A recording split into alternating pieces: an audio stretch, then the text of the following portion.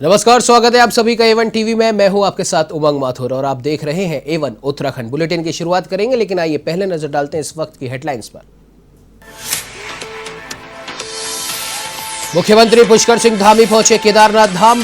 बाबा केदारनाथ के दर्शन के बाद पुनर्निर्माण कार्यों का किया निरीक्षण। धामी ने श्रद्धालुओं से की कोरोना गाइडलाइन की पालना की अपील।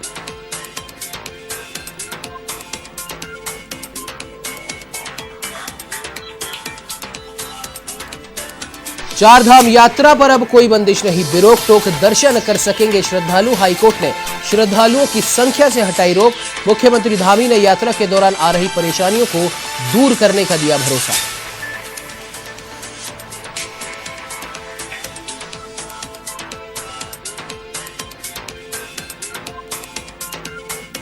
देहरादून में पूर्व मुख्यमंत्री हरीश रावत ने साधा भाजपा सरकार पर निशाना। कहा, देश में लोकतंत्र की हत्या हो रही। उत्तराखंड में रासुका की अवधि बढ़ाने की निंदा।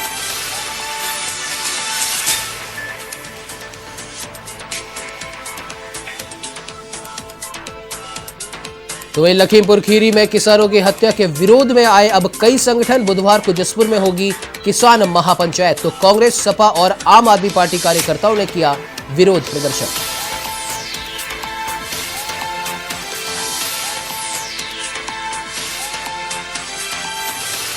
कोरोना के चलते हरिद्वार में अमावस्या पर बंद रहेंगे मंदिर। पितृ अमावस्या पर नारायणी शिला मंदिर में मेले पर भी रहेगा प्रतिबंध। संक्रमण से बचने के लिए कर्मकांड भी नहीं करेंगे पंडित।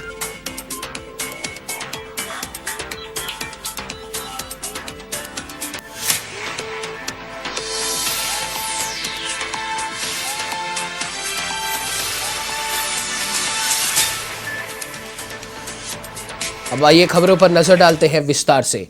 मुख्यमंत्री पुष्कर सिंह धामी ने केदारनाथ धाम के पुनर्निर्माण कार्यों का निरीक्षण करने के लिए देहरादून से आकर एक प्रेस वार्ता भी की। आपको बता दें कि मुख्यमंत्री आवास स्थित जनता दर्शन हॉल में प्रेस वार्ता को संबोधित करते हुए उन्होंने चार धाम आने वाले श्रद्धालुओं से अपील की है कि वे कोविड गाइडलाइन को ध्यान में रखते हुए चार धाम के लिए जारी की गई SOP का पूरा पालन करें। यात्रा पर निकलने से पहले अपने सभी जरूरी दस्तावेज और कोविड-19 नेगेटिव रिपोर्ट और वैक्सीनेशन सर्टिफिकेट को साथ अवश्य लाएं। मुख्यमंत्री ने कहा कि न्यायालय ने चार धाम यात्रा में श्रद्धालुओं के लिए प्रतिदिन निर्धारित सीमा को अब हटा दिया है। मुख्यमंत्री ने कहा कि सरकार का प्रयास है कि यात्रा भी चलती रहे और यात्रियों की सुरक्षा भी रहे और इसी के लिए कोविड गाइडलाइन के तहत यात्रा को सकुशल संपन्न कराया जाएगा। तो वहीं मुख्यमंत्री पुष्कर सिंह धामी ने आगे कहा कि यात्रा को लेकर जो भी दिक्कतें हैं उन्हें भी जल्द ही दूर किया जाएगा और इसके लिए जरूरी दिशा निर्देश भी दे दिए गए हैं।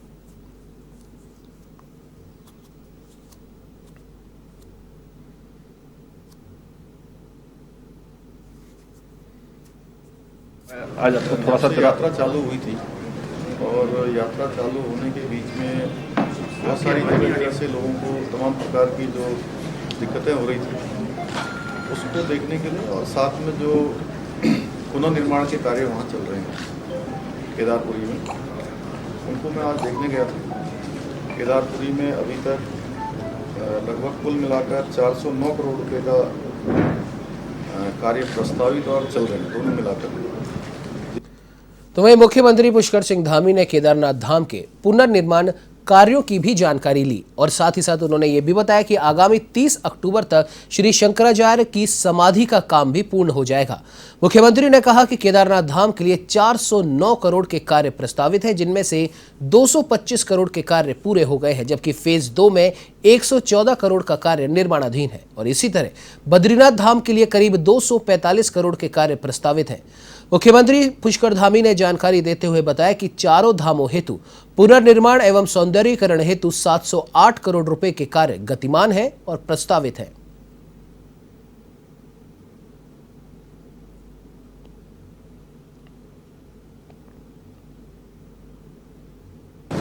प्रस्तावित हैं और काम चल रहा है।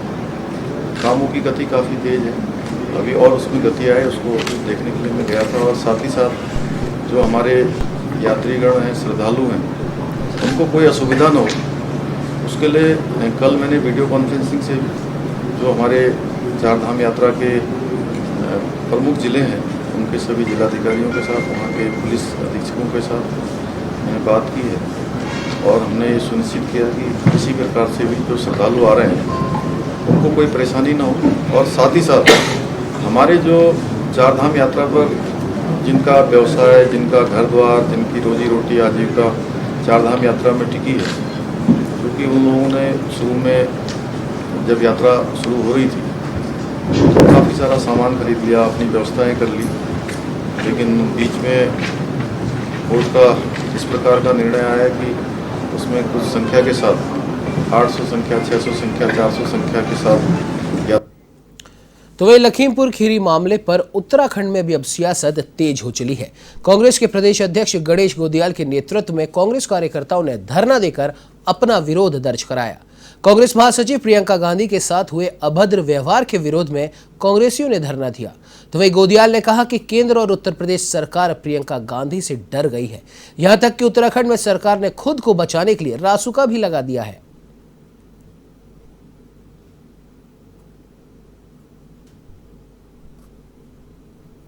दर्शन के लिए आने में स्वागत है। वो मनोती के रूप में केदारनाथ आना चाहते हैं। बड़ा सौभाग्य हम पूरे उत्तराखंड के लोगों का कि भाई हमारे चार धामों में से एक धाम वो केदारनाथ आ रहे हैं, लेकिन केदारनाथ में आकर वो प्रायश्चित करें भगवान के सामने कि मेरे रहते हुए।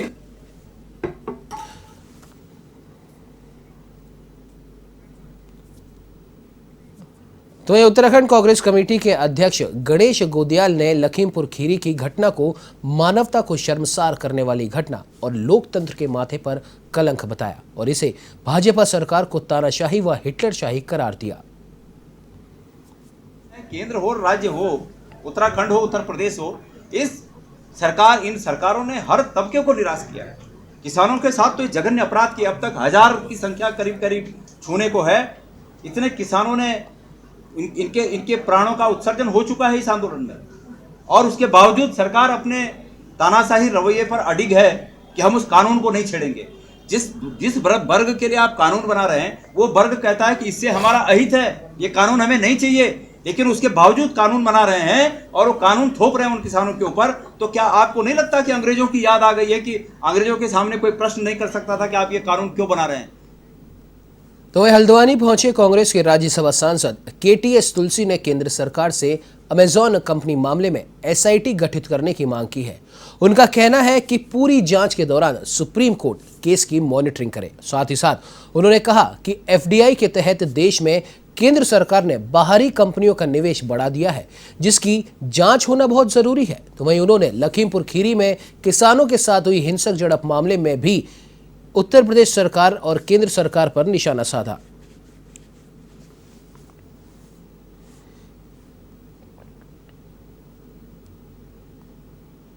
हमारी मांग ये है कि यहाँ पे इन्वेस्टिगेशन होनी चाहिए, और इन्वेस्टिगेशन होनी चाहिए एसआईटी बना के इन्वेस्टिगेशन होनी चाहिए, supreme court monitored investigation. Sir 2013 में जब आपकी सरकार थी तो अमेजोन को कैसे एंट्री दी गई उस समय? एंट्री और अभी का बहुत फर्क है। उसको 10% इन्वेस्टमेंट को ला सकते थे, आज अनलिमिटेड अमाउंट ला सकते। तो आपने तो अनुबंध, आपकी सरकार ने अनुबंध तो किया होगा उस समय? ना ठीक है उस वक्त। वहीं उत्तर प्रदेश के लखीमपुर खीरी में किसानों के साथ हुई बर्बरता के खिलाफ में राजधानी देहरादून में आम आदमी पार्टी के कार्यकर्ताओं ने भाजपा सरकार के खिलाफ प्रदर्शन किया और सरकार का पुतला फूंका। तो वहीं केंद्रीय गृह राज्य मंत्री और उनके बेटे के खिलाफ कार्यवाही की मांग की है।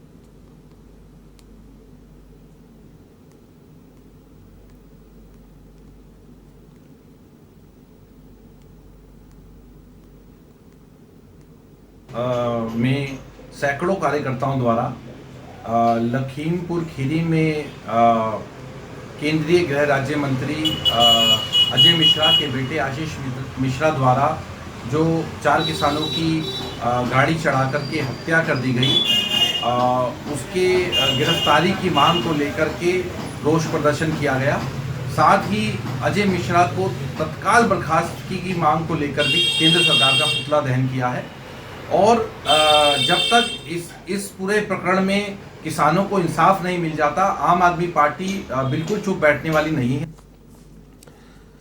तो वहीं उधम सिंह नगर के जसपुर में 6 अक्टूबर को होने वाली किसान महापंचायत में आपको जानकारी के लिए बता दें कि क्षेत्र के सभी किसान अब उसकी तैयारियों में जुट गए हैं। किसान महापंचायत जसपुर कृषि उत्पादन मंडी परिसर में होनी है। राकेश टिकैत के आह्वान पर और बाबा महेंद्र टिकैत के जन्मदिन के अवसर पर यह महापंचायत होगी। किसान नेताओं का कहना है कि किसान आंदोलन में मारे गए सैकड़ों किसानों के बलिदान को जाया नहीं किया जाएगा और जैसा हाईकमान का आदेश होगा उसी के अनुसार आगे का कार्य किया जाएगा।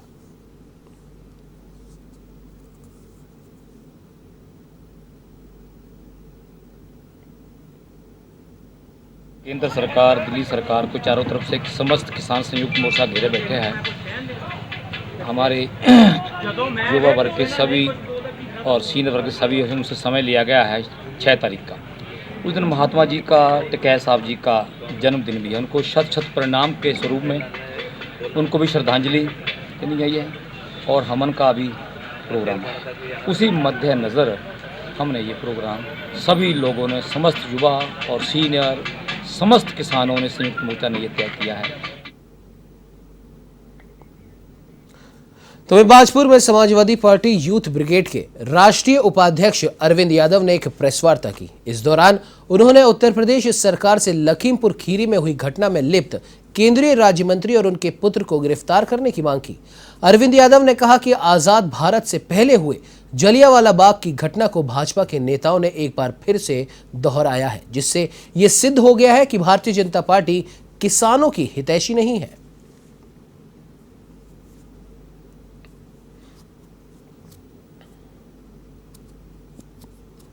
उत्तर प्रदेश के अंदर लखीमपुर में जो कांड हुआ है, आज़ाद भारत से पहले जब अंग्रेज़ों के द्वारा जलियांवाला कांड किया गया था, उसकी कॉपी दोहराई गई है। इससे साबित हो गया है कि भारतीय जनता पार्टी के गुंडों ने पूरे प्रदेश में और देश में इस तरह से कब्जा कर लिया है जिस तरह से गुलामी की ओर कर रहे हैं।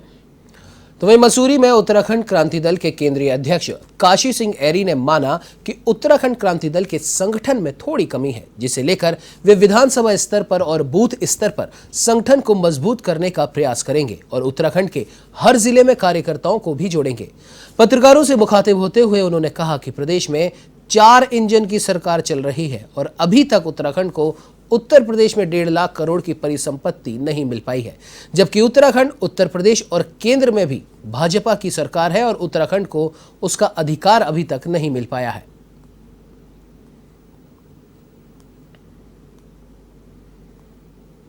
परिसंपत्ति उत्तर प्रदेश के हाथ में है, उनको वापस लाने की बात है। ये तमाम सारे मुद्दों को लेकर हम जनता के बीच में जाएंगे, जागरण करेंगे, जनता को जागरूक करेंगे और इनकी जो कारनामे देखिए, घोटाले, कांग्रेस कहती है भाजपा ने घोटाला किया, भाजपा कहती है कांग्रेस ने घोटाला किया, दोनों की सरकार आती हैं, लेकिन उसके लिए कोई इंक्वायरी नहीं होती, क्योंकि ये मिलजुल के ही लूट को अंजाम देते हैं, एक दूसरे पर आरोप लगाते हैं, लेकिन करते वही हैं जो एक पार्टी ने किया वही दूसरी पार्टी करती है। तो ये लूट खसोट जो उत्तराखंड की है वो। तो आपको बता दें कि आने वाले कुछ दिनों में उत्तराखंड में आम जनता को बिजली की समस्या से जूझना पड़ सकता है। 14 सूत्रीय मांगों को लेकर ऊर्जा विभाग के कर्मचारी साल 2017 से आंदोलन कर रहे थे, जिसमें अलग अलग स्तर पर कर्मचारियों और शासन के बीच मीटिंगों का दौर भी चलता रहा, जिसमें कई बार आश्वासन के बाद कर्मचारियों को अपना आंदोलन बैकफुट पर भी लाना पड़ा। लेकिन उत्तराखंड में एक बार फिर ऊर्जा विभाग के कर्मचारियों ने अपनी 14 सूत्रीय मांगों को लेकर हड़ताल का ऐलान किया है, जिससे बिजली आपूर्ति में समस्या आ सकती है। लेकिन राहत भरी खबर यह है कि प्रशासन द्वारा अन्य विभाग के कर्मचारियों को बिजली आपूर्ति की जिम्मेदारी सौंपी गई है, जिसके लिए उन्हें प्रशिक्षण भी दिया गया है।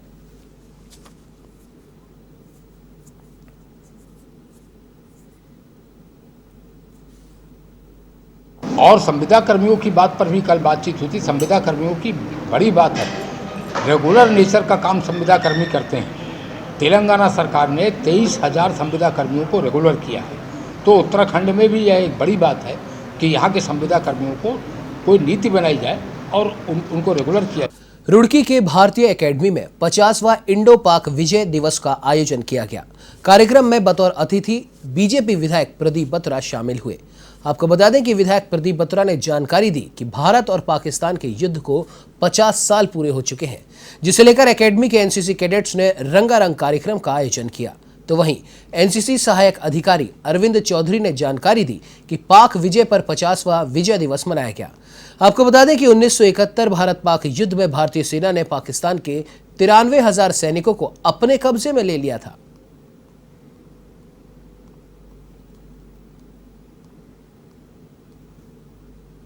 भारत पाकिस्तान युद्ध की 1971 में जो वार हुआ, उसमें हमारे सैनिकों ने जो बढ़ चढ़कर अपने आप को गौरव हासिल करा और 93,000 सैनिक दुश्मन के अपने कब्जे में लिए।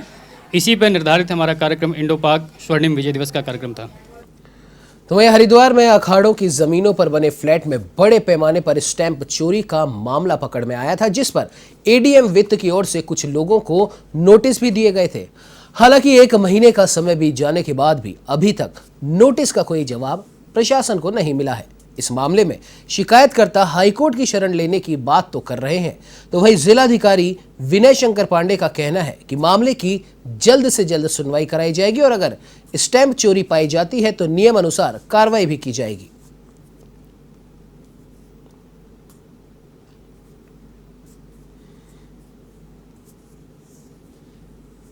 विभाग हैं जिनकी ये अखाड़े वाले चोरी कर रहे हैं। हमारे ठीक पीछे ये बना हुआ कॉमर्शियल कॉम्प्लेक्स, इसमें भी 100 रुपए के स्टाम्प पेपर पे एक ब्लैक तैयार किया जाता है, अनरस्टर्ड ब्लैक, और उस पे वो फ्लैट को आजीवन उसको स्वामित्व दे देते हैं, जो स्टाम्प एक्ट के विरुद्ध है। तो मैं उम्मीद करूंगा कि सरकार इस पे चेतेगी और अब जो है मेरे द्वारा कुछ इस पे दबाव बना करके कुछ मुकदमे लिखवाए गए हैं और मैं उम्मीद करता हूं कि अगर कुछ नहीं होता है 15 दिन के, मैंने भी कलेक्टर साहब कहा कि कुछ नहीं होगा तो मैं फिर माननीय उच्च न्यायालय की शरण में जाऊंगा। तो वहीं बुधवार को पितृपक्ष की अमावस्या है। हर साल पितृ अमावस्या पर बड़ी संख्या में लोग अपने पूर्वजों का पिंडदान और तर्पण करने हरिद्वार पहुंचते हैं, लेकिन इस बार भी कोरोना संक्रमण के चलते कर्मकांड को अभी के लिए बंद किया गया है। आपको बता दें कि पितृ अमावस्या के दिन नारायणी शिला मंदिर में मेला लगता था, जिसमें हजारों लोग शामिल होते थे, मगर इस बार भी मंदिर के कपाट बंद रहेंगे। मंदिर के मुख्य पुजारी पंडित मनोज शास्त्री का कहना है कि कोरोना संक्रमण के चलते और सभी के स्वास्थ्य का ध्यान रखते हुए मंदिर को बंद रखने का फैसला लिया गया है।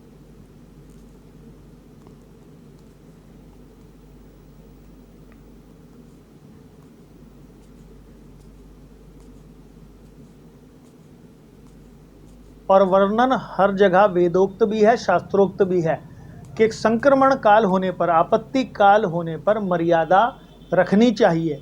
इस समय हमारा पूरा भारतवर्ष ही नहीं विश्व भर इस संक्रमण काल से गुजर रहा है। हम अपने प्रधानमंत्री, हमारे गृह मंत्री और हमारे जो राज्य के मुख्यमंत्री हैं उनके प्रयासों को पालन करना चाहिए और भीड़ से बचना चाहिए। इस कारण से कोविड की तो वहीं मसूरी नगर परिषद और वन विभाग की ओर से मसूरी में स्वच्छता को लेकर एक जागरूकता अभियान चलाया गया। इस अभियान की शुरुआत माल रोड से की गई, जिसमें सभी व्यावसायिक प्रतिष्ठानों से आग्रह किया गया कि वो अपना कूड़ा नियत स्थान पर ही डालें और मसूरी को स्वच्छ रखने में अपना योगदान दें। नगर पालिका सभासद गीता कुमाई ने कहा कि मसूरी में वृक्षारोपण कार्यक्रम भी आयोजित किया जाएगा और इसके लिए उन्होंने वन विभाग से आग्रह किया है। उन्होंने कहा कि मसूरी के सभी क्षेत्रों में लगातार सफाई अभियान जारी रहेगा।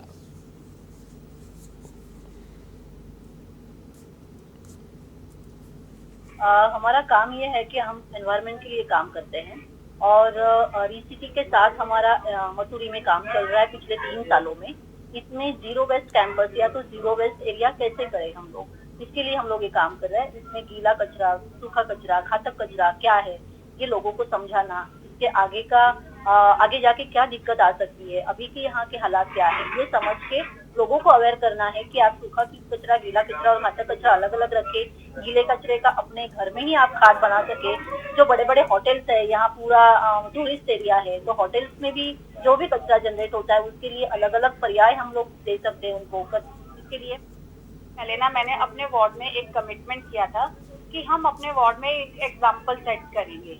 तो क्योंकि मसूरी एक पर्यटन नगरी है और जो रोजगार है वो पर्यटक से जुड़ा हुआ है, तो सबसे पहले हमें जो करना चाहिए वो है यहाँ की स्वच्छता पे ध्यान देना चाहिए। स्वच्छता में मैंने देखा है बहुत सारे लोग आते हैं, कभी बहुत सारे ट्री प्लांट करके चले जाते हैं, कभी कभी झाड़ी कट जाती है। तो ये ना करके हम स्वच्छता के सारे पहलू पे काम करना हमने शुरू किया है और हमने डिसाइड किया है कि मंगलवार को क्योंकि मार्केट बंद होती है तो सभी लोग घर पे मिलते हैं, तो प्रत्येक मोहल्ले में जाकर हम पूरी टीम के साथ जाएंगे। अब स्वच्छता से जुड़े हुए पहलू यह है कि एक तो कूड़ा डंपिंग हो रही है जगह जगह, तो उसके लिए हमने हिलदारी को अप्रोच किया कि अवेयरनेस आपको प्रॉपर तरीके से लानी है। इस बुलेटिन में फिलहाल इतना ही। देश प्रदेश की तमाम खबरों की जानकारी के लिए आप बने रहिए हमारे साथ और देखते रहिए A1 TV। नमस्कार।